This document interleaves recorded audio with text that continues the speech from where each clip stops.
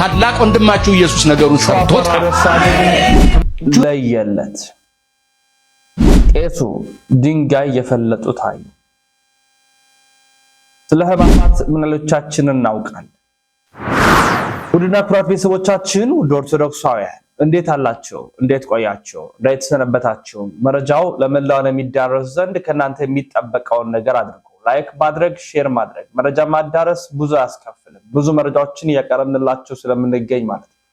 ስለዚህ ውድ ኦርቶዶክሳውያን በደንብ አድርጋችሁ አጋሩልን፣ በደንብ አድርጋችሁ አዳርሱልን፣ ሼር አድርጉልን። በመረጃችን ከምንመለከተው ጉዳዮች መካከል የመጀመሪያውን እንዳደርግ የምወደው ላይክ አድርጉ ኦርቶዶክሳውያን። እሺ ያው ምክንያቱም ኦርቶዶክሳዊ መረጃዎችን በባህሪው ለእናንተ ስናዳርስ እይታ አይኖርም፣ ግን እናንተ ከተባበራችሁ ብዙ እይታ ያገኛል። በሕማማት እንግዲህ አንድ ቄስ አንድ ካህን ሊሰራ የሚገባውን ነገር እናውቃለን። በቤተ መቅደሱ ተገኝቶ እየሰገደ እንድንሰግድ አባታዊ መመሪያ እየሰጠ ግብረ ሕማማቱን እያነበበ የሚመራ ነው ካህን ማለት ነው። በተለይ በሕማማት ብዙ ስራ ይጠበቃል። 24 ሰዓት ሙሉ ቅድስቲቷ ቤተክርስቲያናችን ውስጥ ነው የሚውሉት የሚያድሩት። ነገር ግን ህይወት ውጣ ውረድ የሆነባቸው ህይወት የከበዳቸው በፈተና ውስጥ ያለው አንድ ካህን በሰሙነ ሕማማት ድንጋይ የፈለጡ ስራቸውን ሲሰሩ ተመለከተ። በጣም ያዘንኩበት ቪዲዮ ስለሆነ ቅስሜ የተሰበረው ቪዲዮ ስለሆነ ለእናንተ ማቀር እውነት ለመናገር በጣም ያዘንኩበት ቪዲዮ ነው እና ቅስማችን ተሰብሯል። ያው ግን ደግሞ ምን ማድረግ እንችላለን? ቤተ ክህነቱ ጠንከር ያለውን ነገር ስላልሰራ ሙሰኛ ሆኖ አባቶች ቤተክርስቲያንን ስለወረሯት እንደነዚህ አይነት ካህናት መገኘት በነበረባቸው ቤተ መቅደስ ሳይገኙ በፀሐይ እየተቃጠሉ ስራቸውን ይሰራሉ። እርግጥ ድንጋይ መፍለጥ ስራ አይደለም ወይም የተናቀ ነው እያልኩ አይደለም። ግን ደግሞ ለአንድ ካህን ድንጋይ መፍለጥ የሚገባው ነው ብዬ አላምንም። ምክንያቱም ከዚህ በኋላ ብሏል ለክርስቶስ አንተ አሳ የምታጠምድ አይደለም ሰውን እንድታጠምድ ተመርጠሃል እንጂ ሲል የተናገረው ቅዱስ ጴጥሮስ ነው። ጴጥሮስ ካህን ነው። የጴጥሮስ ፈለግን የተከተሉ ካህናት እግዚአብሔር ደግሞ ዛሬም በቤተ መቅደሱ አለ። ሰውን ነው እንጂ አሳ አይደለም ማጥመድ ያለባቸው። ቤተክርስቲያን ለእንደነዚህ አይነት አባቶች ደግሞ የዕለት ጉርስ የዓመት ቀለብ እንዳያጡ በጀት በጅታ ወራይ ደሞዝ የከፈለች ታስተዳድር ነበር፣ መሆንም ነበረበት። ግን ደግሞ አሁን የምናያቸው ነገሮች ያሳዝናል። መሪጌታ ሆኖ ሊቅ ሆኖ ካህን ሆኖ ዲያቆን ሆኖ ጥበቃ ላይ የቀን ሰራተኝነት ላይ ሲሸከሙ ስንመለከት ያማል። ሊስትሮ ጠራጊ የሆኑ ብዙዎች አሉ። መገኘት የነበረባቸው መቅደስ ሳይገኙ መገኘት ያልነበረባቸው በመቅደስ ተገኝተው መገኘት የነበረባቸውን ገፍተው አስወጥተው እነሱ ወንበር ላይ ተቀመጡ ብዙ አሉ። ይሄ በጣም ልብ የሚሰብር ያሳዝናል። እውነት ለመናገር ቪዲዮ ንካት ላይክ አድርጉ፣ ኦርቶዶክስ ሼር አድርጉ። ቢያንስ ለሚመለከቱ አካል መረጃ ይደርሳል። እንዲህ አይነት አባቶችን ላይ ልንጠብቃቸው ይገባል። ይሄንም እንኳን ላይክ አናደርግም እኛ በጣም እናሳዝናለን። ለማንኛውም ንካት እኛ አባት በዚህ ጠራራ ፀሐይ በአብይ ጾም እንዲህ ድንጋይ የሚጠርቡት አንድ በእኔና በእናንተ ድካም፣ ሁለተኛ በሆዳም የቤተ ክርስቲያን አስተዳዳሪዎች ምክንያት፣ ሶስተኛ በቤተ ክህነት እንዝላልነት ነው። ይሄ መታወቅ አለበት። በጣም የተቸገሩ ብዙ ካህናት በሀገራችን ላይ ይገኛሉ። እንደሆነ ታውቀን ስንመለከት ቤተ ክርስቲያን እንኳን ለካህናቷ ይቅርና ለምዕመኗ የሚተርፍ ብዙ ሀብት አላት። ችግሩ ግን የቤተ ክርስቲያን ሀብት በጣም ብዙ ነው፣ የሚበሏትና የሚጠቀሙባት ግን በጣም ጥቂቶቹ ናቸው። ይሄ ነገር ሊስተካከል መቻል አለበት። እነዚህ የእግዚአብሔር አገልጋዮች የእግዚአብሔር አይኖች የተባሉ ካህናት በዚህ በጠራራ ፀሐይ በአብይ ጾም እንዲህ ድንጋይ የሚፈልጡት በየቦታው የምትመለከቷቸው በማይመጠናቸው ስራ ቦታ ላይ የሚሰማሩት በእኔና በእናንተ ድካም ነው። እኔና እናንተ አስራትና በኩራት አናወጣም። ከተሰጠን ካለን ገንዘብ ላይ ከ10 1 እጅ ለእግዚአብሔር ስጡ ተብሏል። ግን እኛ ከምናገኘው ገንዘብ ከደሞዛችን ላይ ለእግዚአብሔር ብለን አስራት በኩራታችንን አናወጣም። በዚህ ምክንያት ካህናት ይቸገራሉ። እንዴት ከተባለ አሁን ባለበት ሁኔታ ቤተክርስቲያን ለካህናት ደሞዝ የምከፍለው ሙዳየ ምጽዋት እየቆጠረች ነው። እናንተ ዕለት ዕለት ከምትሰሩት ገንዘብ ላይ ነው። ግን በመጽሐፍት ሕግ ደረጃ እንደዛ አልነበረም። ሙዳየ ምጽዋት የሚሰጠው ለየኔ ቢጤዎች ነው። አሁን ፍትሐ ነገሥት ባስቀመጠው ስርዓት ብንሄድ ኑሮ ቤተክርስቲያን ደጅ ላይ አንድም ደሃና የተቀመጠ የኔ ቢጤ አታገኙም ነበረ። ለምን ከተባለ ምዕመናኑ አስራት በኩራት ሲያወጡ ምዕመናን ያወጡት አስራት በኩራት ለካህናት ደሞዝ ይሆን ነበረ። ከአስራት በኩራት በተረፈ ደግሞ የምትሰጡት ሙዳየ ምጽዋት ውስጥ የምታስገቡት ገንዘብ ለካህናት ደሞዝ ሲሆን መሆን የነበረበት ለእኔ ቢጤና ለተቸገሩ ሰዎች ነበር የሚከፋፈልና የሚሰጠው። በዚህ አማካኝነት ከምዕመናን ከሚገኘው አስራት በኩራት የካህናት ደሞዝ ይሆናል። ከሙዳየ ምጽዋቱ የሚቆጠረው ገንዘብ ደግሞ ለነዳያን ይሆን ነበር። ይሄ ነገር ካህናት እንዳይቸገሩ የኔ ቢጤዎች እንዳይኖሩ ያደርግ ነበር። አሁን ግን እኛ ምዕመናን አስራት በኩራታችንን አናወጣም፣ የካህናት ደሞዝም አይሆንም። ሁለተኛው ነገር ደግሞ ሙዳየ ምጽዋቱ ለኔ ቢጤ ይሰጥ የነበረው ለካህናት ደሞዝ እየገባ ነው። ይሄ ነገር መስተካከል መቻል ነበረበት አለበትም። እንዲሁም የቤተ ክርስቲያን ሀብት ብዙ ነው። ቤተ ክርስቲያን በሚሊዮን የሚቆጠሩ ብዙ ምዕመናን አላት። ያ ማለት ደግሞ በዛ ልክ የሚቆጠር ገንዘብ ልታገኝ ትችላለች ማለት ነው። ይሄንን ከምዕመናን የሚመጣውን ገንዘብ የሚወስዱትና የሚከራመቱት ግን ጥቂት ሰዎች ናቸው። ይሄ ነገር ደግሞ ምን ችግር አመጣ? እንደዚህ ካህናቱ እንዲቸገሩ፣ ሰው ከሌላቸው ገንዘብ ከሌላቸው የትኛውም ደብር ላይ እንዳይቀጠሉ ይሆናል ማለት ነው። አሁን ብዙ ካህናት ብዙ ዲያቆናት ተቸግረው ነው ያሉት። ለምን ከተባለ ሄደው ለመቀጠርና ዲያቆኑ ነው ለመቀደስ እንኳን ጉቦ ይጠየቃሉ ማለት ነው። የምትሰጠው ጉቦ የለም ማለት ደግሞ ገብታ አትቀድስም፣ ደሞዝ አታገኝም ማለት ነው። ስለዚህ ይሄ ስርዓት መስተካከል መቻል አለበት። ምዕመናን ይሄንን ስርዓት ማስቆም መቻል አለብን። ሁሉም በየስርዓቱ እንዲሄድ እኛ የድርሻችንን መወጣት መቻል አለብን። እንደሆነ ተሆነ እንነጋገር ቢባል የቤተ ክርስቲያንን ሀብት ጥቂቶቹ ባይቀራመቱት ኖሮ ቤተ ክርስቲያን ራሷን የቻለ ፋብሪካ የሥራ ቦታ ከፍታ ምዕመኖቿ ገብተው እዛ ውስጥ እንዲሰሩ እያደረገች ከምዕመኑ ደግሞ አስራት በኩራት እየተቀበለች ካህናቷን ማስተዳደር ምዕመኖቿን ደግሞ በስራ መደገፍ አያቅታትም ነበረ። ስለዚህ በቤተ ክርስቲያን አስተዳዳሪነት ላይ ያላችሁ በቤተ ክህነት ውስጥ ተሰግስጋችሁ የምትገኙ አመራሮች ሁላችሁ ለምዕመናን ማሰብ እንኳን በቂታችሁ እሺ ለካህናቱ ለማሰብ ሞክሩ። ቢያንስ የምትጠይቁትን ጉቦ ወጥታችሁ ካህናት የተማሩበት ቦታ ላይ ገብተው እንዲያገለግሉ የሚቻላችሁ ለማድረግ ሞክሩ። ከዚህ አንድ ደረጃ ደግሞ ከፍ ማለት ከተፈለገ ቤተክርስቲያን በመታገኘው ገንዘብ የሥራ ዕድል ያመቻቻችሁ ካህናቱ እንዲሰሩበት ምዕመናኑ እንዲጠቀሙበትና አስራት በኩራት እያወጡ ቤተክርስቲያን እንዲደግፉ ለማድረግ ሞክሩ እንጂ የቤተክርስቲያንን ሙሉ ሀብት ብቻችሁን እየተቃራመታችሁ ካህናት በእናንተ ምክንያት እንዲህ ድንጋይ እየጠረቡ በአብይ ጾም ፀሐይ ላይ እንዲውሉ ማድረግ አልነበረባችሁም ማለት ነው። ይሄንንም ምዕመናን እንዲሰራበት በያላችሁበት አካባቢ ጥቆማ እንዲሰጡ ነው ይሄንን ቪዲዮ የምሰራው። ኮፒ ሊንክ፣ ሼር፣ ፖስት እያደረጋችሁ አዳርሱት። ይቆያል። እንግዲህ እንደተከታተልነው ነው። እንግዲህ ምን ተሰማችሁ? መጀመሪያ አሁን ይሄ እናንተ የንስሐ አባት ቢሆን ብላችሁ አስቡ። በቤተ መቅደስ የምትወዷቸው ካህን ናቸው ብላችሁ አስቡ። ምን ተሰማችሁ? ጥያቄውን ለእናንተ ተውኩ። ወደ ሸዋፈሯ ደሳለኝና እነዚህ ሰዎች ዕለት እያበዱ ነው። ዕለት አይምሯቸው እየሳተ ነው። አሁን መስመር መሳታቸው እንደቀጠለ ነው። በስተመጨረሻ እንግዲህ ምን ማለት ጀምሯል? ታላቅ ወንድማችን ኢየሱስ ብሏል። የነሱ ኢየሱስ በእርግጥ ታላቅ ታናሽ ያለው ፍቅረኛ ምናምን ነው ስላሉ ማለት ነው። ፍቅረኛችን ኢየሱስ ከኢየሱስ ጋር ዴት ላደርግ ነው ታላቅ ወንድሜ ኢየሱስ ምናምን ሲሉ ነበር። ታናሽ አለ ማለቱም እሱ ነው እና ይገርመኛል ማለት በዚህ ደረጃ ማስተዋል ሲሳን፣ በዚህ ደረጃ ልብ መግዛት ሲያቅተን፣ በዚህ ደረጃ እንዲህ አይነት ውድቀት ውስጥ ስንገኝ እንዴት አይምሯችን እንደሚታዘዝልን አላውቅም። እንዴት ማስተዋል እንደሚሳንን አይገባኝም። እና እሱን ተከታትለን እንመለሳለን። ታላቅ ወንድማችሁ ኢየሱስ ነገሩን ሰርቶታል። ጆሮዬ ነው ወይስ? እስኪ አንዴ ድገሞ። ታላቅ ወንድማችሁ ኢየሱስ ነገሩን ሰርቶታል። ሎቱ ስብሐት። አየህ ወንድሜ፣ ሰው የልብና የአእምሮው ብርሃን ጨልሞ መክሮት አልሰማ ሲል የኖረበት እድሜ የፍጥረታት ጌታን ይለዋል ወንድሜ። ነገሩ ምን ታደርግ?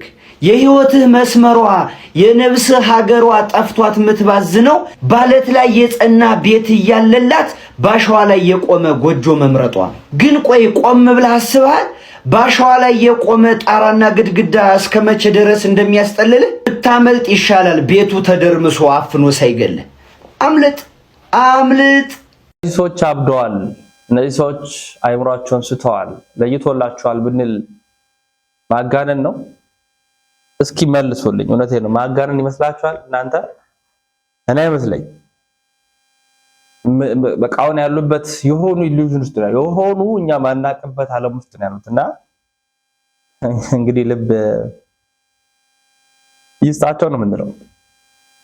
ወደ ቀጣይ መረጃችን ስናመራ ከዚህ ከሰሙነ ሕማማት ጋር የተገናኙትን አንዳንድ መረጃዎች ላስደምጣችሁ። እንግዲህ የክርስቶስን ሕማም የምናስብበት መከራ ሞቱን የምንናገርበት ጊዜ ላይ ነው የምንገኘው።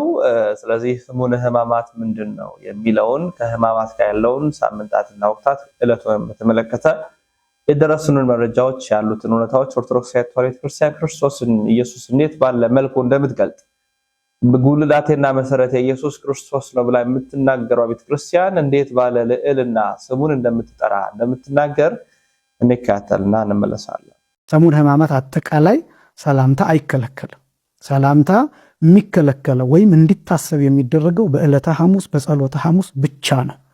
እሱም ደግሞ ዋናው ነጥብ ከይሁዳ ከኤሳው የተለየች ሽንገላ የሌለባትን ሰላምታ ተለዋወጡ ለማለት እንጂ ሰላምታ መቀያየር ኃጢአት ነው ማለት አይደለም። ነገር ግን ለማሰብ ያህል እንታቀባለን። አንድ ክርስቲያን ሰላም ሊነል ሲመጣ ዛሬ እኮ ሰላምታ የለም፣ ምክንያቱም ይሁዳ ጌታን አሳልፎ የሰጠበት ቀን ነው በሰላምታ ስለዚህ ሰላምታችን ንጹሕ ይሁን ብለን ተማምረን እንለያይበታለን ማለት ነው። እና ይህን ነጥብ ለማስቀመጥ እንጂ ሰላምታ በራሱ ኃጢአት ነው ለማለት አይደለም። አንዳንዶች ሰዎችን ለመዝጋት ስለሚጠቀሙበት ነው። ይሄ ስህተት ነው። ሰላም እንዳለ ሕማማት ነው ብለው አውቀው ሰላምታን የሚጸየፉበት ወይም ደግሞ መጥፎ መልእክት የሚያስተላልፉበት ስለሆነ እሱ ትክክል እንዳልሆነ ለማሳሰብ እወዳለሁ። 10ኛ በሰሙነ ሕማማት የሚውል በዓልን በተመለከተ ይሰገዳል ወይስ አይሰገድም የሚል በየዓመቱ የሚነሱ ጥያቄዎች አሉ። ይሰገዳል። ማንኛውም በዓል በሰሙነ ሕማማት የሚውል ማንኛውም ሥላሴም ቢሆን በዓለ እግዚአብሔርም ቢሆን የእመቤታችን በዓልም ቢሆን የቅዱስ ሚካኤል በዓል ቢሆን የጌታ በዓል ቢሆን ማንኛውም በዓል በሰሙነ ሕማማት ቢውል ይሰገዳል። ምክንያቱም ሰሙነ ሕማማት ራሱ የስግደት በዓል ነው።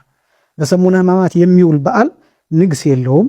እንደሚታወቀው ከጸሎተ ሐሙስ ውጭ ቅዳሴ የለውም፣ ኪዳን የለውም ከጸሎተ ሐሙስ ውጭ። አሁንም እሱም ደግሞ ሕጽበተ እግር ላይ የሚደርስ ነው።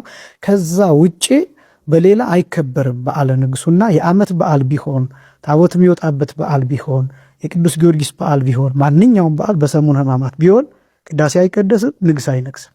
ስለዚህ የሚከበረው በምንድን ነው? በስግደት ነው። አሁን አንዳንድ ሰዎች እንደዛ ለምን አይከበርም ብለው በስግደት መቅረት አለበት ብለው የሚያስቡ ሰዎች አሉ።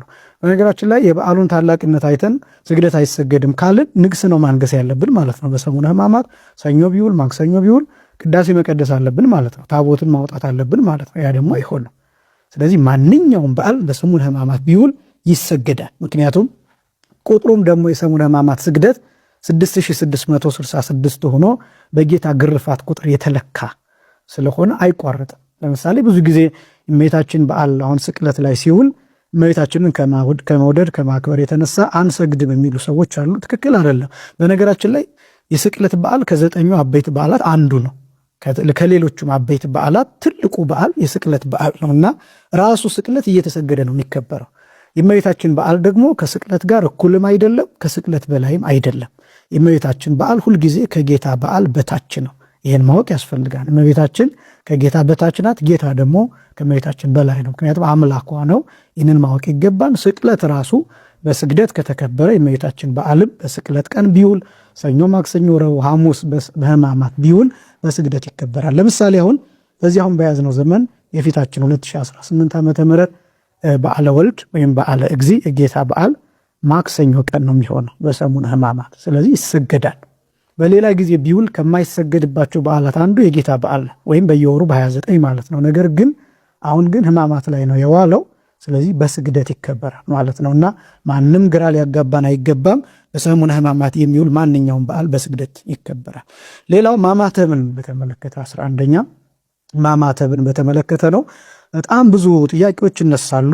በእርግጥ እነዚህ መታሰቢያ በዓላት ስለሆኑ መሳሳትም ይኖራል። የተለያዩ መምህራንም የተለያዩ አይነት ሐሳቦች ሊሰጥ ይችላል። ነገር ግን ይሄ ዶግማ ስላልሆነ አሁን ተሳስቶ ያማተበ ሰው ኃጢአት ሰራ ማለት አይደለም። ይህንን በጥንቃቄ መመርመር ይገባን። ግን ማማተብ ቡራኬ ነው የተከለከለው በዋናነት። ማማተብ ግን ለምሳሌ አንዳች የሚያስደነግጠን ነገር ሲኖር፣ የሚያስጨንቀን ነገር ሲኖር፣ የሚያስፈራን ነገር ሲኖር ልናማትብ እንችላለን። እሱ አልተከለከለም። የተከለከለው ቡራኬ፣ ለምሳሌ ማዕድን መባረክ፣ ምግብን መባረክ፣ እነዚህ ነገሮች ናቸው የተከለከሉትና የተከበራችሁ ክርስቲያኖች አንዳንድ ነገሮችን እንዴት እንደምንረዳ ማወቅ ይገባናል። ስለዚህ ማማተብ በሚያስፈራን በሚያስደነግጠን ነገር ሲገጥመን ማማተብ አልተከለከለም። ቤተክርስቲያን በምንሳለምበት ጊዜ በተለይ በሰሙነ ሕማማት ኪርያላይሶን ብለን እንድንሰግድና እንድንወድቅ ነው የታዘዘው። ነገር ግን የሚያስጨርቀን የሚያስፈራን ነገር ቢኖር ማማተብ እንችላለን። ጭራሽ የመስቀል ምልክት ማሳየት ኃጢአት ነው ማለታችን አይደለም። አስቀድሜ እንደገለጥኩት መታሰቢያ ስለሆነ ለምሳሌ ነጠላችንን ስንለብስ አሁን በመስቀል ምልክት እንለብሳለን። አሁን እሱ ኃጢአት ነው ማለት አይደለም፣ አይከለከልም። ነጠላን በመስቀለኛ ምልክት መልበስ ወይም አጣፍቶ መልበስ እሷም በሰሙነ ሕማማት ይከለከላል ማለት አይደለም። ምክንያቱም መስቀሉ እኮ አለ። እኛ የምናሳየው የብሉይ ኪዳኑን ዘመን ለማሳየት ለመግለጥ እንጂ መስቀሉ እኮ አለ። ለምሳሌ ግብረ ሕማማቱ ሲነበብ አትሮኖሱ ላይ መስቀሉ ይታሰራል። ጭራሽ መስቀሉ ጠፍቷል ማለታችን አይደለምና ስለዚህ ማማተብን በተመለከተ አይከለከልም ማማተብ። ነገር ግን ቤተክርስቲያን ገብተን በምንሰግድበት ጊዜ ቀጥታ ኪሪሌይሶን ብለን እንሰግዳለን ማለት ነው። ኪሪሌይሶን ማለት እግዚኦ መሐረና አቤቱ መሐረን ይቅር በለን ራራልን እዘንልን የሚል ትርጉም ያለው ነውና ማዕድ ደግሞ በምንቆርስበት ጊዜ እንዲህ መባረክ ሳይሆን መባረክ ስለተከለከለ ወይም በመስቀል ምልክት መባረክ ሳይሆን ኪሪሌይሶን ብለን ማዕዱን እንቆርሳለን። ከዛ በኋላ እንመገባለን ማለት ነው። ስለዚህ ማማተብ ጭራሽ የተከለከለ ነገር አይደለም። ይህንም በጥንቃቄ ማወቅ ይገባል። ሌላው 12ኛ ክህነት አይሰጥም በሰሙነ ሕማማት፣ ክርስትና አይነሳም በሰሙነ ሕማማት። ሌላው ደግሞ ጸሎትን በተመለከተ 14ኛ ጸሎትን በተመለከተ አሁን ይህን ማንሳት ያስፈለገው ብዙ ሰው ጸሎት መጸለይ የሚቻለው ምን ነው የሚከለከል ጸሎት አለው የሚሉ ብዙ አይነት ጥያቄዎች ይነሳሉ። የግል ጸሎት ማንኛውም አይከለከልም። በሰሙነ ሕማማት የግል ጸሎት ማንኛውም አይከለከልም። ቢቻል በሰሙነ ሕማማት የሚደረገው ምንድነው? አብዛኛው የህብረት ጸሎት ነው ያለው። ግብረ ሕማማቱ ሲነበብ ግብረ ሕማማቱን እናዳምጣለን። ከዛ ደግሞ የውዳሴ ማርያም በየሰዓቱ 7ቱ ዕለታት ውዳሴ ማርያም፣ አንቀጸ ብርሃን እነዚህ ይደገማሉ።